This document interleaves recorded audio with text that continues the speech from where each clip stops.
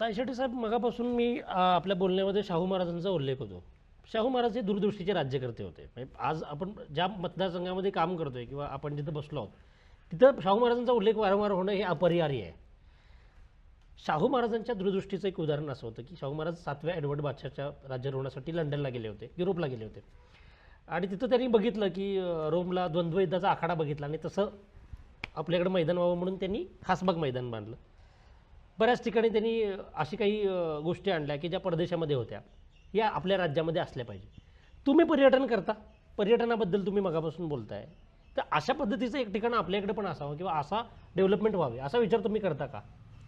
आपण वेगवेगळ्या ठिकाणी ज्यावेळी आपण जातोय ते इथला हा परिसर हा आमचा अभयारण्यासाठी प्रसिद्ध आहे. बरोबर. तर अभयारण्य बघण्यासाठी जास्त करून जिप्सीमधून किंवा जीपमधून त्या अभयारण्य दाखवलं जाते. तर त्याच्याऐवजी एक वेगळ्या पद्धतीनं अभयारण्य पाहण्यासाठी किंवा दाखवण्यासाठी काय करता येईल.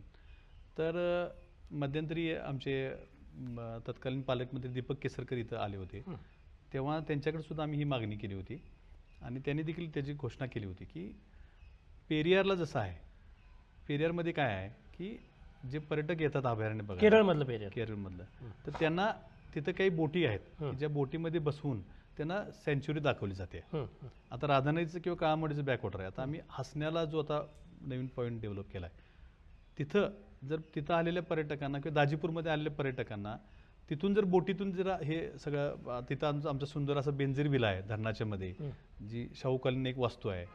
तिथं काही अजून काही डेव्हलपमेंट समजा केल्या तर तिथं जे दाजीपूरला हसण्याला येणारे पर्यटक आहेत तर त्या मोठ्या बोटीतून, छोट्या बोटीतून नव्हे, मोठ्या बोटीतून ते तिथं एंटर करतील आणि त्यांना तो जंगलाचा परिसर असं बाजूनं दाखवत मध्ये जे काही बेट आहे त्या बेटावरती थांबतील आणि त्याची एक सफारी चांगल्या पद्धतीने होईल. बरोबर.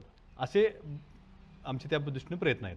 अशाच नवनवीन अपडेट्ससाठी डिजिटल कोल्हापूर चॅनेलला सबस्क्राईब करायला विसरू नका.